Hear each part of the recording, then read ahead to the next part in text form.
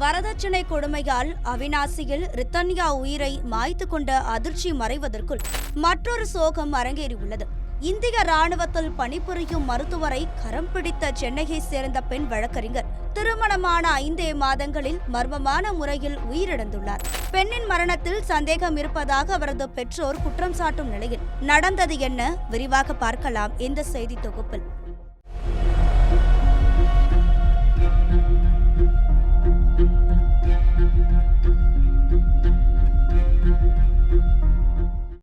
திருமணங்கள் சொர்க்கத்தில் நிச்சயிக்கப்படுகின்றன என்று சொல்வதுண்டு. ஆனால் நிஜ வாழ்க்கையில் பலருக்கும் அவ்வாறு நிச்சயிக்கப்படும் திருமணங்கள் கசப்பாகவே அமைந்து விடுகிறது. சிலருக்கோ சொர்க்கத்தில் நிச்சயிக்கப்பட்டதாக கூறப்படும் திருமண வாழ்க்கை நரகமாகவே மாறி போகிறது. திருப்பூர் மாவட்டம் அவிநாசியில் 300 சவரன் தங்க நகை, சொகுசு கார், கோடிகளை கொட்டி ஆடம்பர திருமணம் செய்து வைக்கப்பட்ட ரித்தன்யா கணவன் மற்றும் அவரது பெற்றோரின் கொடுமை தாங்க முடியாமல் 78 நாட்களில் தனது வாழ்க்கையை முடித்துக் கொண்டார்.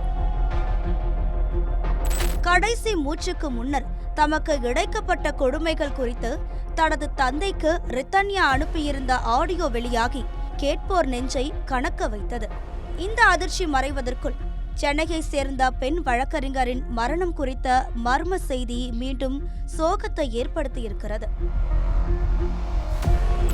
சென்னை கோயம்பேடு பேருந்து நிலையம் எதிரே உள்ள அடுக்குமாடி குடியிருப்பில் வசித்து வருபவர் தட்சிணாமூர்த்தி.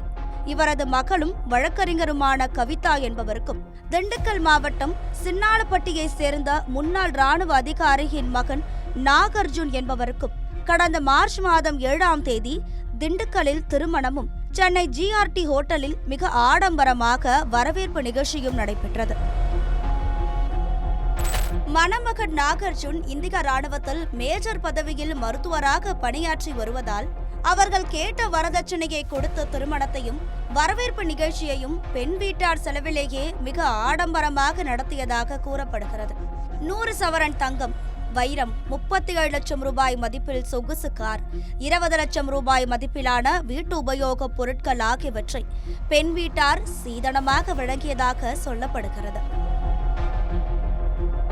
ராணுவத்தில் பணியாற்றிய நாகார்ஜுன் மனைவி கவிதாவையும் மத்திய பிரதேச மாநிலம் ஜபல்பூருக்கு அழைத்து சென்று அங்கு இருவரும் வசித்து வந்தனர். இந்நிலையில் கடந்த ஜூன் 10ஆம் தேதி அன்று நாகார்ஜுனின் தந்தை ஓம் கணபதி கவிதாவின் தந்தை தட்சிணாமூர்த்தியை தொலைபேசியில் தொடர்பு கொண்டு பேசியுள்ளார்.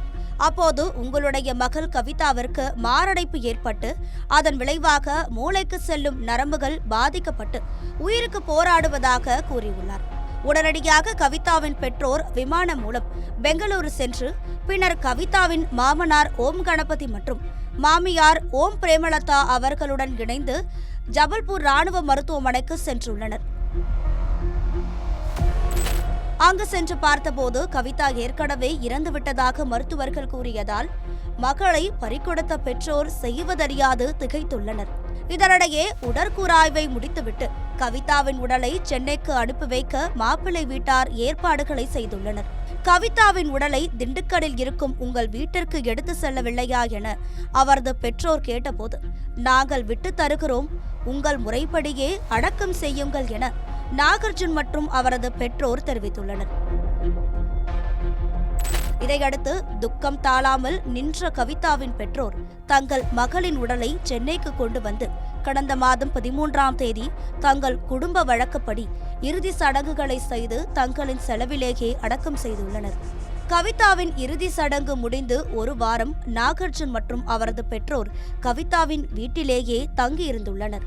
அப்போதுதான் தங்கள் மகளின் மரணத்தில் கவிதாவின் பெற்றோருக்கு பல்வேறு சந்தேகங்கள் எழுந்துள்ளன.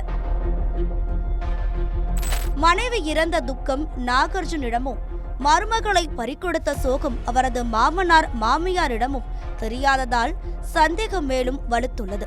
வழக்கறிஞரான கவிதாவுக்கு திருமணத்திற்கு முன்னரும் திருமணமான பின்பும் எந்தவித உடல்நல பாதிப்பும் இல்லை என்ற மருத்துவ அறிக்கைகள் அவரது பெற்றோரிடம் இருந்துள்ளது.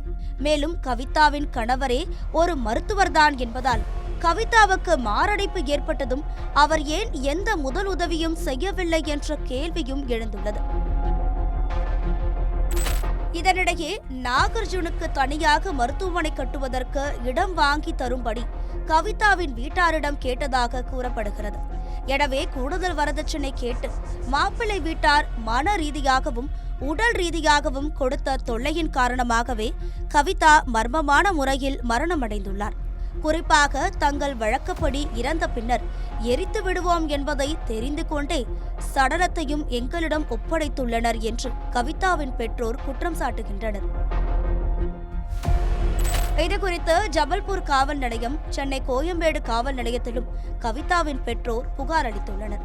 ஆனால் இந்த புகார் மீது தற்போது வரை வழக்கு பதியவில்லை என்று கூறப்படுகிறது.